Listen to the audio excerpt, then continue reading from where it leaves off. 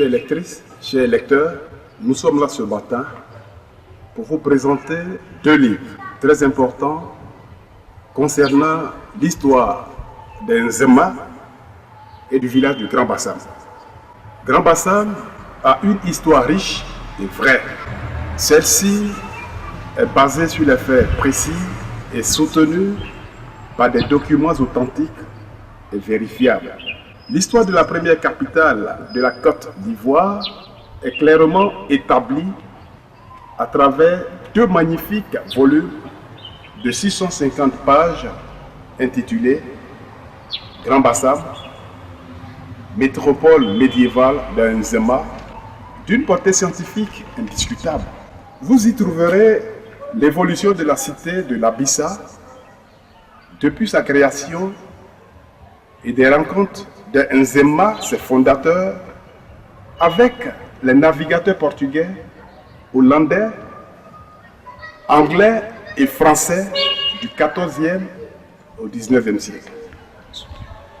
Dans ces deux tomes, édités par le CERAP, il est publié tous les traités signés entre la France et les peuples Nzema, Krou, Agni, Ebrié, Adjoukru, Aladjan, Ndénian, Bron, Malinké de l'Empire de Congo, du Djimini, du Laou, du Fresco et des Mbato de 1698 à 1894, ces décrets et traités ont façonné ce pays, dont celui du 10 mars 1893, signé du président français Sadi Carnot, portant création de la colonie de Côte d'Ivoire.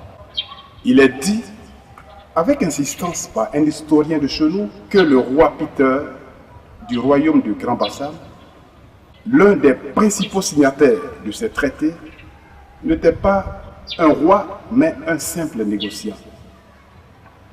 Il faut rappeler à cet historien que les rois du littoral atlantique étaient tous des négociants qui traitaient directement avec les navires européens.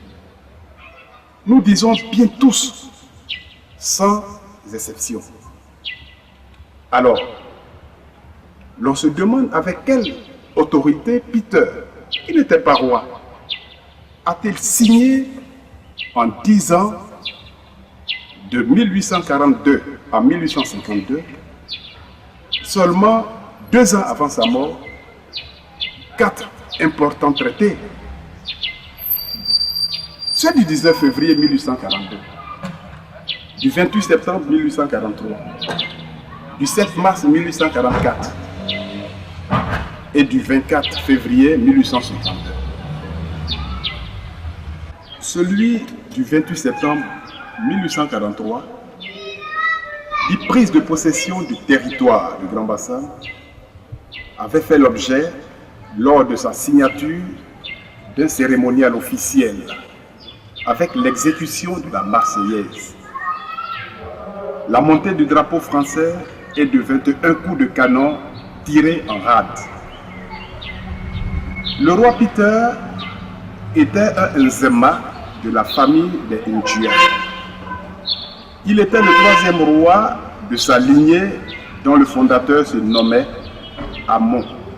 Sur le roi Peter, de sa lignée, de sa prise du pouvoir, il existe un rapport d'enquête que voici, qui ne souffre d'aucune confusion, effectué en janvier 1850 par le lieutenant de vaisseau Amédée Cornet, du vivant du roi Peter lui-même, et confirmé par les historiens chevronnés que sont Paul Abdje et Bernard Schneiper. Tous ces documents existent et sont consultables aux archives nationales du Sénégal à Dakar.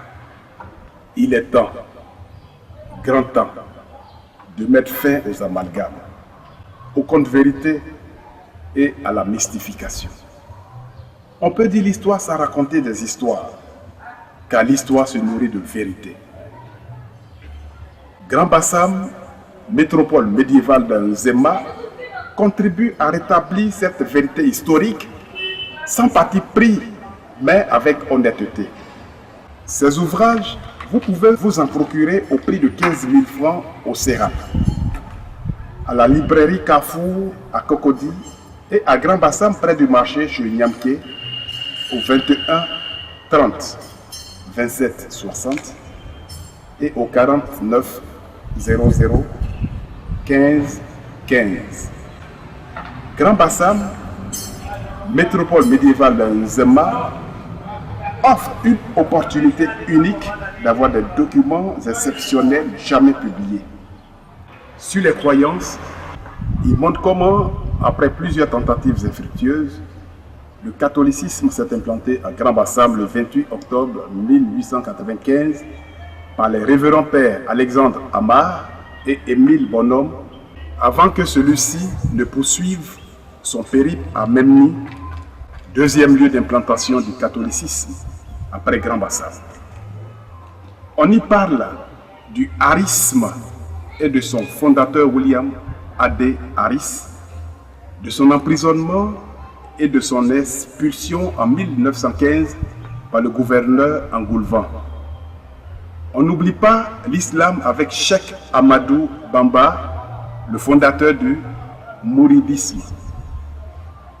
Du sport, il en est question. Sa pratique à Grand Bassam en 1918 et en Côte d'Ivoire ensuite. Avec Grand Bassam, métropole médiévale de Nzema, vous comprendrez un peu plus sur l'organisation royale de Nzema. Vous saurez davantage sur les 7 familles, l'Abissa, la cosmogonie et bien d'autres sujets importants.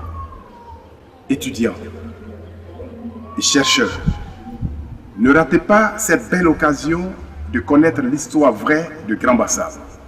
Première capitale de la Côte d'Ivoire, première commune, patrimoine mondial de l'UNESCO. 2 ouvrages de référence à lire absolument.